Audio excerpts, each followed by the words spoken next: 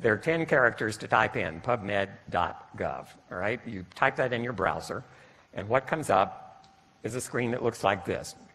It's just like a Google search.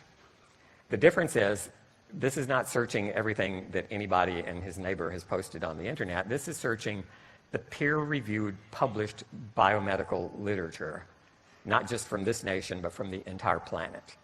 Every journal that meets the qualifications, that conducts peer-reviewed publication of biomedical research, is included in this database that's run by the National Library of Medicine of the United States of America.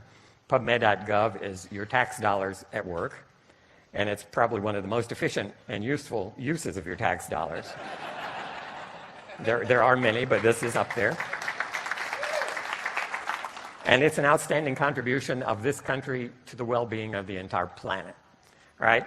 It works just like Google. So if you go bring up PubMed and you type in the search field something like Protandim, and you hit enter, what you see is all of the publications specifically discussing Protandim in the published peer-reviewed biomedical literature.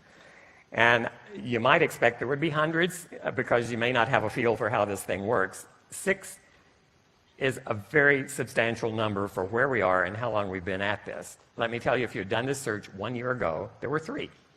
Right? So in the last year, this has doubled.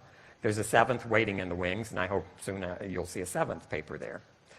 These are independently funded for the most part. The first couple were funded by the company, and everything after that has been independent. Funded by private agencies such as Parent Project Muscular Dystrophy, such as the American Heart Association, and from federal funding, such as the National Institutes of Health. If you click on any one of those publications, what you see is the entire abstract, right? And if you see the icon in the upper right of this screen, it says free full text PDF file, a reprint format of this paper. Again, that icon always appears if the research was funded, at least in part, by federal money. That is, your tax dollars also supported, in some part, this study on the effect of Protandim on Duchenne muscular dystrophy. Because your tax dollars paid for it, you're entitled to download the full text research in a PDF file. And all 6 of the papers shown here have those downloadable PDF files available. If you go back to the initial screen and you type in, let's say, oxidative stress, you would find 81,000 hits. All right, that's a lot of research on oxidative stress.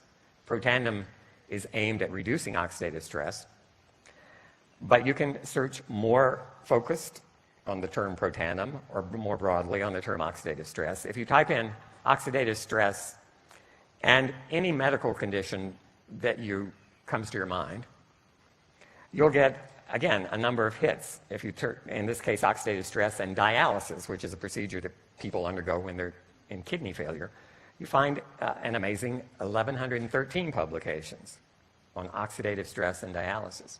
You can focus even more tightly, if you want to, by searching a topic with nrf2. Again, Protandim, and for newcomers in the audience, I'll explain what nrf2 is and what Protandim does to it in just a moment. But here, if you do a search of cancer and nrf2, that is, what do nrf2 activating agents do to cancer in various studies, 475 papers already, and this is rapidly expanding. I typed this in to make this screen capture a few days ago, and looking down the first few hits, the hits are arranged by the most recent. So what you see here is a paper that may have just been published within the last few days. And so this number is changing continuously. You see the most recent stuff first. And as I was looking at the results of this hit, I noticed one paper that really changed an important way that I have viewed Protandim vis-a-vis cancer. And I discussed this with a number of you this morning, and this is a big topic, Protandim and cancer patients. And this paper looks at not Protandim, but curcumin, one of our ingredients. And curcumin in and of itself is a nrf2 activator. Protandim is greatly amplified. It works better than curcumin because we've got the synergy of the 5, but the mechanism is the same. Curcumin activates NrF2, Protandim activates NrF2 more strongly. And just look at the title of this paper, and I think this can speak to you. It's a little obtuse maybe, but you can look at that title and figure it out. Curcumin, the golden spice from Indian saffron, the researcher here is Dr. Agarwal from India, and he has a particular affinity, I think, for Ayurvedic medicine, for traditional medicine from India. He's at Baylor Medical Center in Houston, Texas, well known in the field of NrF2 activators. So curcumin is a chemosensitizer and radiosensitizer for tumors. What does that mean? Tumors are treated with chemotherapy and with radiation. The reason for treating tumors with those two treatments, and they both increase oxidative stress substantially, is that unlike most other therapies that you get from the doctor that tend to make your cells work better, these two are designed to kill cells, because your body, if you have cancer, contains cells that are rogue cells. They're out of control. They're multiplying, trying to overtake your body. And a concern has been, because chemotherapy and radiotherapy both increase oxidative stress in an attempt to kill cancer cells, there's been a controversy for a number of years. Is antioxidant therapy a good idea here? Because you may actually protect the cells that you want to kill. You're using a therapy to put focused oxidative stress on these cells with the idea of pushing them over the edge, killing them. And therefore, I have recommended to everyone who's asked me for the last 5 years, should I take Protandim if I've got a cancer diagnosis, I'm about to undergo chemotherapy or radiation therapy? And my conservative response has been, because this is controversial, some scientists argue, don't do it because you may protect the cancer. Others have said, do it because you may protect the other tissues more than you protect the cancer. We didn't really have a definitive answer. This paper says activating NrF2 actually sensitizes the tumors to radiation and to chemo. So it's going to have a bigger effect. Okay? And the other part of that title is just as important. NrF2 activators are chemoprotectors and radioprotectors for normal organs. So imposing a NrF2 activator changes the way that tumors and normal tissues respond to radiation, and it does it in the best possible way. It makes the radiation more effective at eliminating the tumor and less effective at causing damage to the rest of your body that really needs to survive. Right.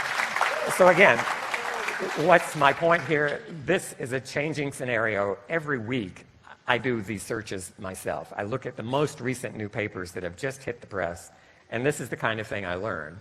And it changes the way I view Protandim. I said what I say today about it is very different from what I said 4 or 5 years ago, and this is precisely the reason.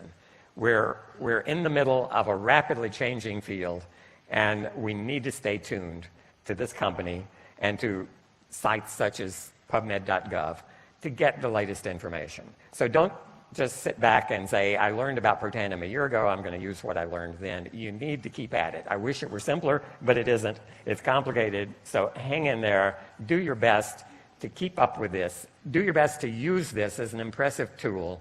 If you sit down with someone who's trying to decide, should I take this supplement or another supplement, a competing product perhaps, flip open your laptop, type in PubMed.gov and say, what's the other supplement you're concerned about or considering? Type it in. Now, some of them actually do have peer-reviewed published studies, not many. Not many products. Most products you type in, you get no hits at all. It's not there. And they may say, well, the company says on their website it does this, it does that.